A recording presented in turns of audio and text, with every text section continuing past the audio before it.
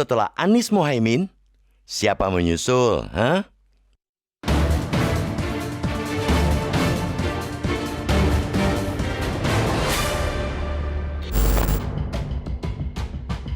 Fluktuasi dinamika politik akhir-akhir ini terjadi sangat cepat. Semua berubah dalam sekejap. Deklarasi pasangan Anies Baswedan Muhaimin Iskandar di Kota Pahlawan telah mengubah tatanan politik yang setahun belakangan terjadi.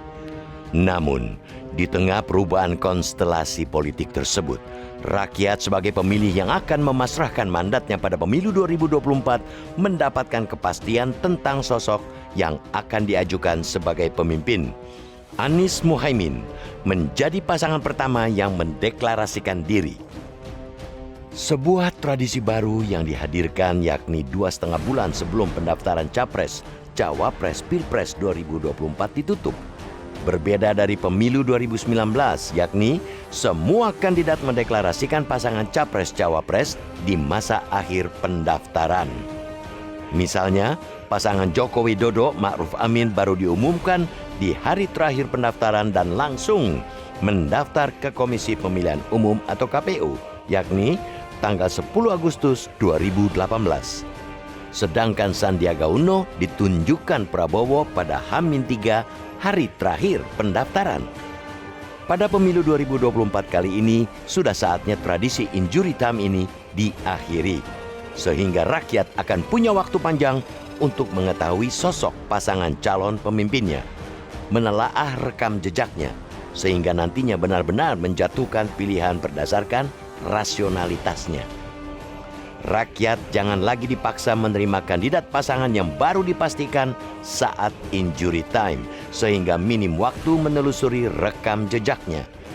Kontestasi politik harusnya bukan lagi memilih hanya karena kedekatan emosionalnya yang kecenderungannya seperti membeli kucing dalam karung. Untuk itulah kita berharap setelah deklarasi Anies Mohaimin, poros koalisi lainnya bakal mengikuti. Koalisi pendukung Prabowo Subianto belum menunjukkan tanda-tanda akan segera umumkan cawapres. Begitupun pengusung Ganjar Pranowo.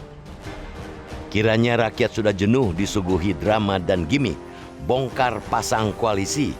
Rakyat ingin segera mendengar program serta visi misi kandidat. Lebih cepat pasangan capres-cawapres terbentuk tidak hanya menguntungkan para kandidat, tetapi juga masyarakat. Mereka akan cukup waktu untuk memperkenalkan diri, visi, misi, dan programnya kepada masyarakat. Akan cukup waktu untuk berdialog dan melakukan sosialisasi dengan berbagai lapisan masyarakat dari Sabang hingga Merauke di tengah jadwal kampanye yang lebih pendek dibandingkan pemilu 2019 lalu. Kandidat juga dapat menggali berbagai persoalan dan harapan dari berbagai lapisan masyarakat.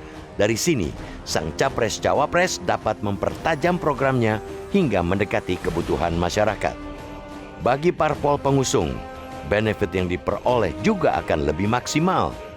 Dengan pembentukan capres-cawapres lebih awal, akan memaksimalkan efek ekor jas atau coattail effect untuk mendongkrak perolehan suara di legislatif, apalagi pemilu kali ini serentak.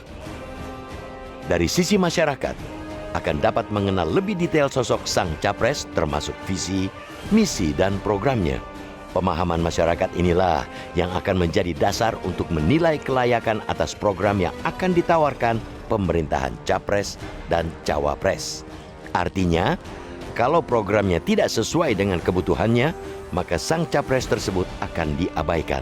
Karena sudah saatnya demokrasi Indonesia naik level dengan meningkatkan literasi politik rakyat menjadi pemilih rasional, bukan lagi sekedar emosional. Dorong rakyat untuk menjadi pemilih rasional, tidak lagi memilih hanya berdasarkan pertimbangan emosional. Pertimbangan emosional inilah yang kerap membuat kontestasi politik 5 tahunan ini menjadi gaduh, menjadi penyebab pertikaian, permusuhan, dan perpecahan. Kiranya pemilu 2024 menjadi momentum kontestasi demokrasi naik kelas. Sudahi kebiasaan deklarasi capres-cawapres mendekati batas akhir pendaftaran. Pandangan bahwa pengumuman di detik akhir merupakan sebuah strategi agar kandidat tidak ditelanjangi dan digebuki jelas pendapat yang sesat pikir. Bukannya seorang calon pemimpin tidak hanya ditelanjangi, bahkan harus dikuliti oleh rakyatnya.